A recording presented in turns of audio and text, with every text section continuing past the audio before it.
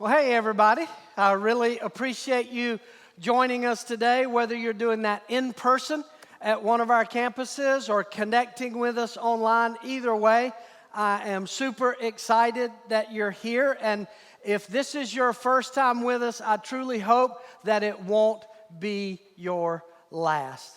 Now, most of you know, over the last several weeks, we've been sharing with you some of the ways that God has been using your generosity in our Christmas offering to meet basic and practical needs of people in our community who've been affected by this pandemic. And so today, I want to share another one with you. One of our newest local partners, the Christian Ministry Center, located near our Ridge campus up in the Batesburg area, had a chance a little while ago to share some of your generosity with them, and I just wanted to share that moment with you. So, check this out.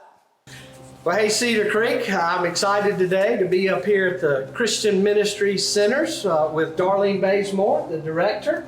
And Darlene, you guys do some incredible stuff, and I know this past year has been a very strange and difficult year in a lot of ways, but just share with us kind of basically what you guys provide for folks in our community. Okay, right now we're doing food distribution.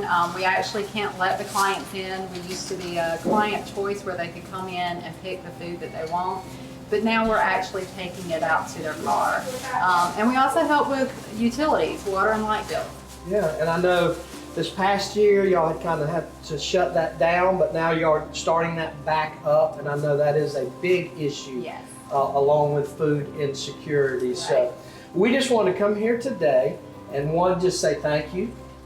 Thank you, all of your volunteers and folks who make this happen and make a difference in the lives of people in our community. But we also wanted to share with you just a blessing from the folks at Cedar Creek Church. So it's a joy for KT and Todd and I to present to you this gift for $10,000 wow. from Cedar Creek Church. You'll make me cry. We know you guys are making a huge difference, and we just want this to be a blessing to this community. Thank you. So thank y'all for all you do, and thank you, Cedar Creek Church, for your generosity. Yeah. Thank you. And what I really hope is you never lose the connection between your generosity and the way God uses it to meet the needs of hurting people. Because I know that you know this, but it's not just giving money to a worthy cause, but it is about expressing our faith through generosity, trusting and knowing that when we place it in God's hands, He is able to take it and bless it and use it and get it into the hands of the people who most need it. So thank you for the way you have expressed faith through your generosity. And I just want to encourage you to continue to be praying for and looking for opportunities to be the hands and feet of Jesus wherever He has you on your journey. So again, thank you, Cedar Creek Church. Now, I want you to go ahead and grab your message notes, or if you're watching online, click on that link for your message notes. You can see we are in week 5 of this church-wide series and study called ReBoot. And really the goal of this series, the big idea behind this study was, in light of all we've been through over this past year, that it just seemed like a good idea to reboot some things in our lives, to kind of get a fresh start. And so we've talked about, rebooting the way we reach and connect with people who are far from God. We've talked about rebooting the way that we think about ourselves and our lives. We've talked about rebooting the way we love others. We've talked about rebooting the way we grow spiritually to get closer to Jesus. But today I want to look at an area of our life that I'm pretty sure every one of us could use a reboot in, and that is our attitude. Right? We could use an attitude reboot about right now. Or as my dad used to say to me quite often, boy, you need an attitude adjustment. Anybody else ever hear that growing up? Yeah, and we do. And the amazing thing about our attitude is how much it impacts every other area of our life. I think it's quite true that your attitude will determine your altitude. But here's the cool thing about your attitude. It is 100% in your control. Right? You control your attitude, and that's good news because there's very little else we can control in this life. Right? We have almost no control over the circumstances, the things that happen to us. We have zero control over the people in our lives, although many of us exhaust ourselves trying to control other people. We can't control them. And the problem is we allow the people and circumstances that we can't control to dictate the thing that we can control, and that is our attitude. You know, as I look back over this past year, I think the two most prevalent attitudes I see in our country, in our community, and even among us as believers within the church are fear and discouragement. Fear and discouragement are the attitudes we see most often, and many of us feel the most often. You know, in the first half of the pandemic, those first 5, 6, 7 months, we all had an attitude of fear. Fear was everywhere. Half of us were afraid of the virus, and the other half of us was afraid that the government's response to the virus was going to destroy our economy or take away our freedoms. But we all struggle with an attitude of fear. But now, as we're starting to come out of this pandemic, as the vaccines are being distributed and the numbers are going down, we can kind of see the light at the end of the tunnel. I'm not saying it's over because it's not, but at least we're closer to the end than we were the beginning. And even though we can see the light at the end of the tunnel, even though there's stuff to be excited about or to be grateful for, many of us, if not most of us, are still dragging some discouragement with us, even though we're headed into the light. That's actually not an unusual response. People often, when they go through long, difficult, dark circumstances in their lives, even when they get to the end of it, are still carrying a spirit and an attitude of discouragement. There's a really cool picture of this in the Old Testament with the nation of Israel.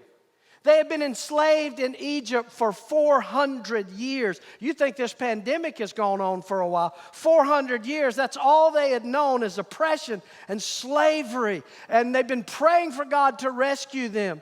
And so when God shows up and sends Moses to give them the good news that their journey is almost over, their burden is almost over, they're days, weeks away from walking out free, heading to the promised land. But I want you to look at the way they respond to that news. Exodus 6:9. It says, so Moses told the people of Israel what the Lord had said, but they refused to listen anymore. Why? Because they had become too discouraged by the brutality of their slavery. See, that's the problem with discouragement. Discouragement keeps you from hearing what God is saying and seeing what God is doing. Discouragement can cause you to give up trying, to give up hoping, and even give up caring about anything. That's how destructive discouragement is in our lives. So as we get started today, can I just ask you a very personal question? What's discouraging you right now? What are you discouraged about? What discouragement did you bring in with you today? For some of you, you're very discouraged about the political direction of our country. Some of you are discouraged about your financial situation. Some of you are discouraged about your health or the health of others that you love. Some of you are discouraged about a relationship, or you're discouraged about your kids and the direction they're going. Whatever is discouraging you today, you've picked a great day to be here. Because for the next few minutes, we're going to explore some very practical steps from God's Word to defeat the discouragement in our lives. And to help us do that, we're going to hear and get advice from somebody who I would say is the world's leading expert on defeating discouragement, and that is the Apostle Paul. Few people have had more reasons in their life to be discouraged than the Apostle Paul. In fact, I want you to listen to just a little bit of his autobiography, a little bit of what he writes about his journey following Jesus. It's 2 Corinthians chapter 11. Paul says, I have worked much harder, been in prison more frequently, been flogged more severely, and been exposed to death again and again. 5 times I received from the Jews the 40 lashes minus 1. 3 times I was beaten with rods. Once I was pelted with stones. 3 times I was shipwrecked. I spent a night and a day in the open ocean. I have been in danger from rivers, from bandits. I've been in danger in the country, at sea, from false believers. I have often gone without sleep. I have known hunger and thirst. I have been cold and naked. Besides everything else, I face the daily pressures of my concern for all the churches. You think you've had a bad year? You think you've had a tough life? I mean, this guy is the poster child for bad things happening to good people. I mean, think about that. Discouraging circumstances. No shortage of discouraging people in his life. If anybody had a right to be discouraged, it's Paul. But if you look at his life, you don't see a man beat down by discouragement. You see a man full of hope and joy and peace and purpose. How? How is Paul able to stay encouraged when so many things are discouraging him? Well, fortunately, Paul spells it out for us. In the book of 2 Corinthians chapter 4, he gives us a step-by-step recipe for defeating discouragement in our lives. And so if you have a Bible or a Bible app, turn to 2 Corinthians chapter 4. We're going to be hanging out in this passage for the whole time. 3 things we learn from Paul about defeating discouragement. Number 1, I have to recognize my unique role in God's plan. If you want to defeat discouragement in your life, you have to recognize your unique role in God's plan. One of the reasons we get discouraged is we often lose sight of the big picture. We lose sight of the 50,000-foot view of who God is and what He's doing. And when we take our eyes off the big picture, the things we're going through, when they're right there in the moment, they seem random and meaningless. They don't make any sense, right? Most of us, all of us as Christians, and I'm not assuming everybody here is a follower of Jesus, but as Christians, most of us would say we firmly believe that God has a plan and a purpose for our lives, right? And raise your hand if you believe that. God has a plan and a purpose. Yeah, that's the vast majority. That's sort of a core doctrine of Christian faith. We believe God has a plan and a purpose for our lives. The problem is we struggle to see how the difficult people and the difficult circumstances fit into that plan. See, Paul understood that all these things that he had been through, all the things he was going through right then, and all the things he would go through in the future were all part of what God had called him to do and who God had called him to be. That's why right out the gate, verse 1, look at what he says. God, with His mercy, gave us this work to do so we don't give up. You see the connection between recognizing this is what God has called me to do, and because of that, I'm not going to get discouraged. I'm not going to give up. You understand, Paul wrote this book of 2 Corinthians as a second letter that he sent to a church in the Greek city of Corinth. This was a church, by the way, that Paul had started from scratch. This was a church he had poured his life into. These were the people that he served faithfully for years. And then as they got up and were growing and healthy, Paul then moves on to plant other churches in other cities. And in his absence, a group of people within the church began to question Paul's leadership. They began to question his motives and his methods. And they used his hard times as proof of that. They would say, if this is really God's man, he wouldn't be going through all this tough stuff, right? If he was living right, he wouldn't have all these challenges in his life. In fact, they were probably even questioning his salvation because of the circumstances in his life. Imagine the very people that you have given your life to serving, questioning your motives, right? It reminds me of that great line from Jack Nicholson in A Few Good Men movie when he's being asked about the way he's led his troops. And he says, I have neither the time nor the inclination to explain myself to people who rise and sleep under the blanket of the very freedom I provide and then question the manner in which I provide it, right? He's outraged. That's the world's response to that when people question you. But Paul's response is totally different. Paul doesn't get angry. He doesn't get defensive.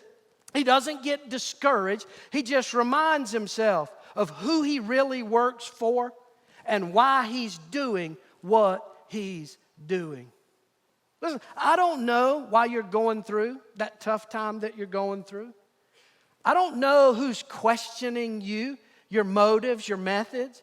I don't know what coworkers or people you work with are questioning whether you're the right person for the job or you're doing it the right way. I don't know any of that, but I do know this. If you can get your eyes off of the struggle and get your eyes on the big picture, that God is moving and working, that He has a plan and a purpose, you'll go from being discouraged to being encouraged. And look, there's more to it than that. It's not just recognizing that God is moving and working in your circumstances. You also got to recognize that God is working in and through the unique way that He's shaped you. You are who you are because that's how God created you to be. And He created you for His glory to serve out of the way He shaped you. That's why you have the personality you have. That's why you have the strengths you have. That's why you have the weaknesses you have. God shaped you, and it's out of that shape that you fit into His plan and His purpose. But if you keep trying to be what everybody else wants you to be, you'll end up discouraged. In fact, that's why Paul says in verse 2, we use no trickery, and we do not change the teaching of God. We teach the truth plainly, showing everyone who we are. Right, Paul's saying, look, we're up front. We're serving the way we're serving you out of authenticness of who God created us to be. Why is it so important for you to grasp that?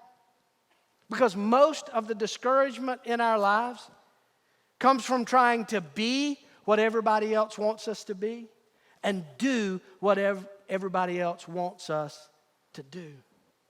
Take it from me, an actively recovering people pleaser who struggles with this every day. It is impossible to please everybody. It's impossible. Jesus couldn't do it.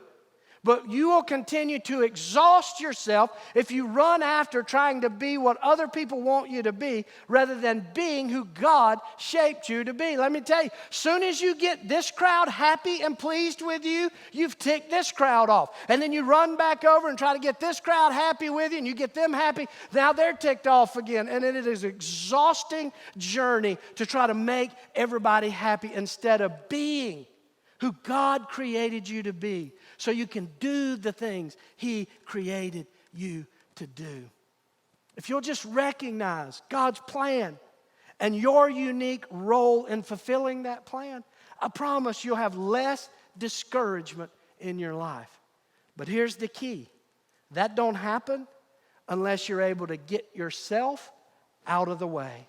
And that leads to the second step to defeating discouragement, and that is realizing that it's not about me.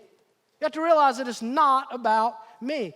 The more self-centered I am, the more discouraged I will become. Let me say that again.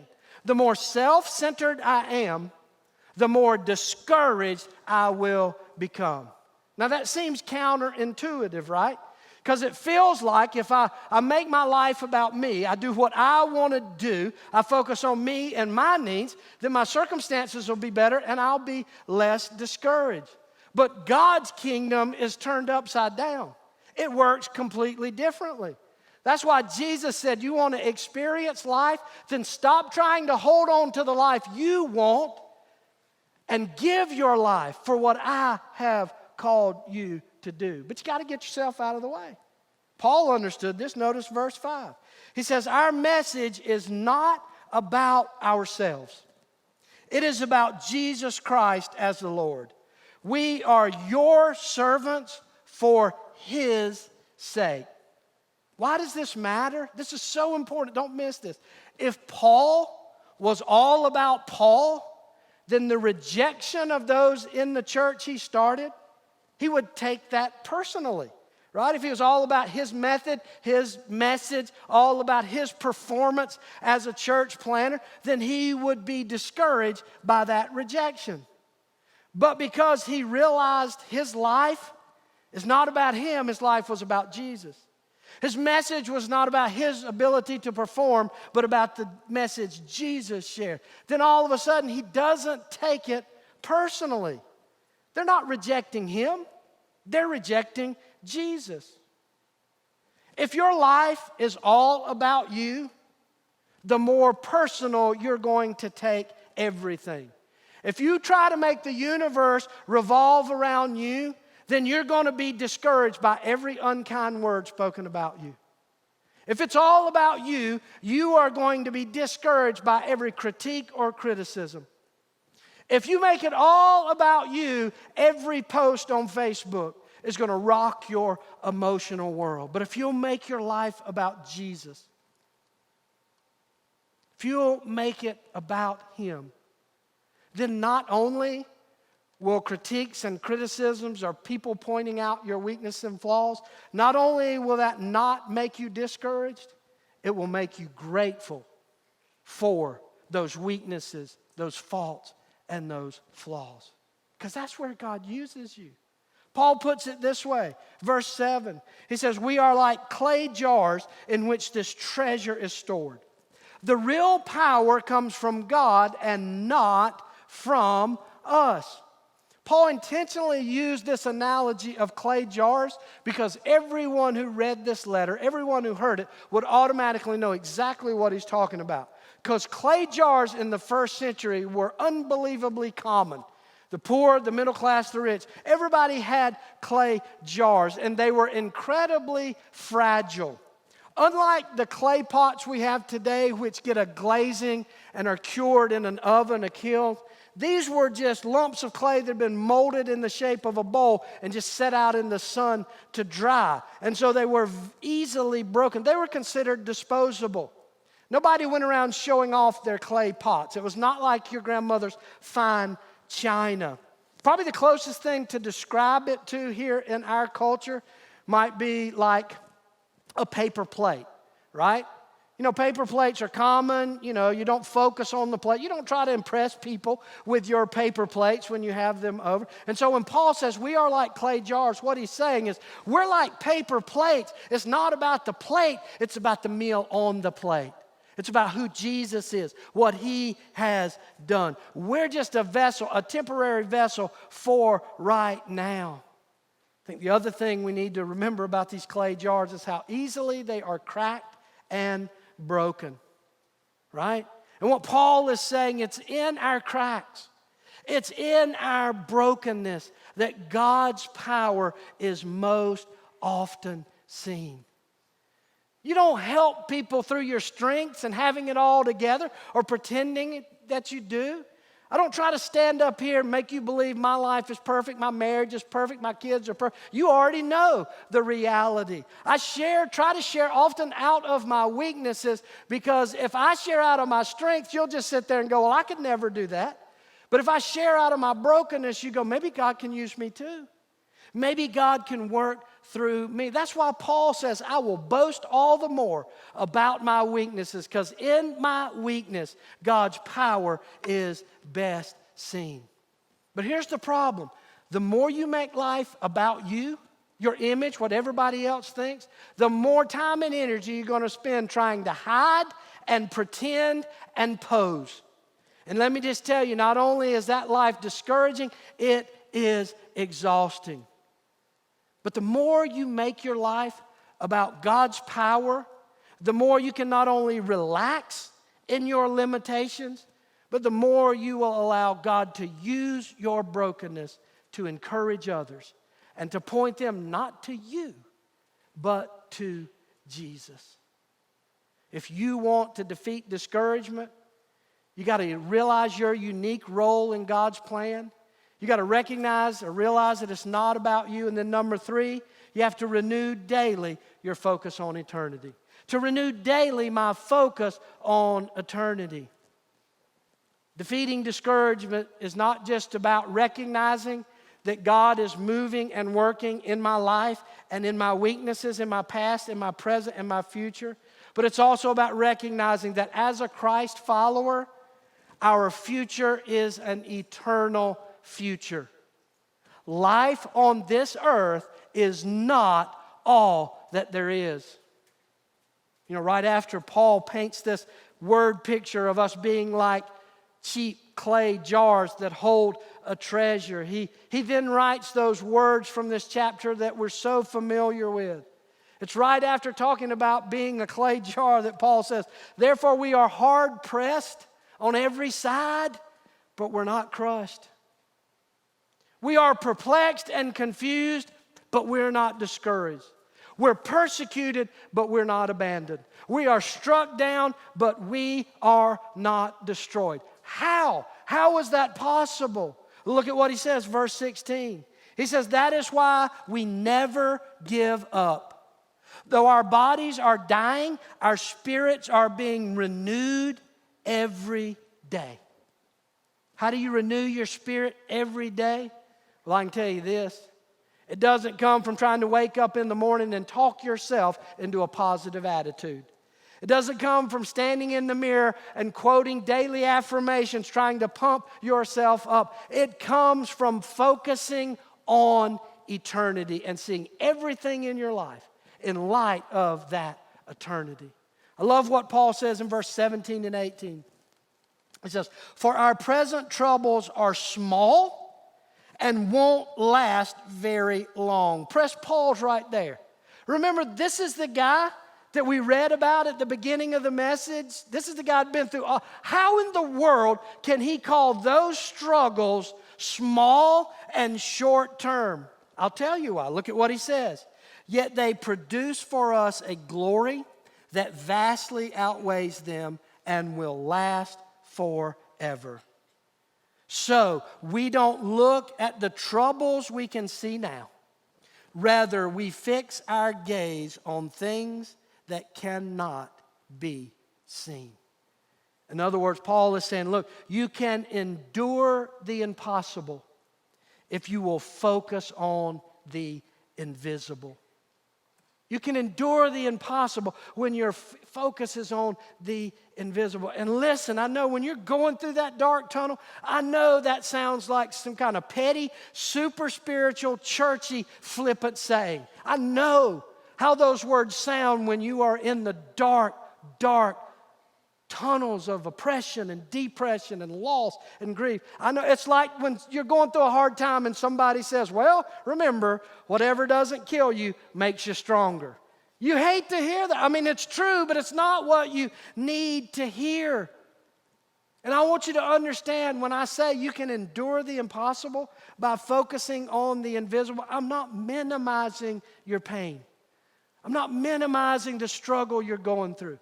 As a friend, as somebody who cares about you, I am sorry for that pain. Some of you are going through things I couldn't even begin to imagine. And I'm sorry, and God knows I wish I had a magic wand to fix it for you, but I don't. And so as a pastor, all I can do is simply remind you that if you are a Christ follower, whatever it is you're going through, it is temporary.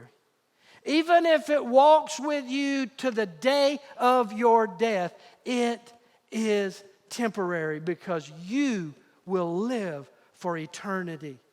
And the 40, 50, 60, 70, 80, 90 years on this earth will be nothing compared to the trillions on trillions on trillions of years that will just be the very beginning of your journey in eternity. I was reminded this week of a lady that came and spoke in the church I grew up in many years ago. I was just a young kid, probably elementary school. Her name was Corrie ten Boom. Those of you that are older here maybe remember that name.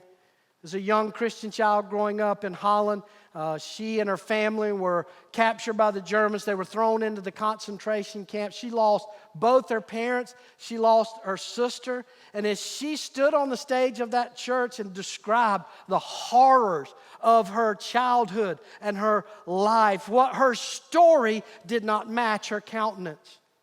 Because this fragile little old woman, with all the struggle she had been through, there was an aura of peace and joy in her life. There was a contentment that was palpable, but it didn't match with the circumstances of her life. I don't remember much of what she said that day, but I'll never forget. She ended her message with this phrase right here. She said, if you focus on the external, you will become distressed. If you focus on the internal, you will become depressed. But if you can focus on the eternal, you can be at rest. That is the message of hope that Jesus brings. And in holding on to that message of hope, we can be encouraged even when everything around us is discouraging. Close with this last verse, Galatians 6:9. It says, let us not get tired of doing what is right, for after a while we will reap a harvest of blessing if we don't get discouraged and give up. Would you pray with me? Father, I thank you so much for the clear example and hope that comes from knowing that in the midst of discouraging circumstances, when we are surrounded by discouraging people, that we can raise our eyes, look up to you, and find encouragement and hope from knowing that you have a plan and a purpose for our lives, that you've uniquely shaped us for that purpose. And God, could you give us the strength through your Spirit to get ourselves out of the way, to stop thinking that everything is about us and lose ourselves in serving you and your purposes. And then, Father, thank you for the eternity that we can see everything in our life through that lens. I don't know what's discouraging you today. I don't know what struggle, what person or people, but I do know this.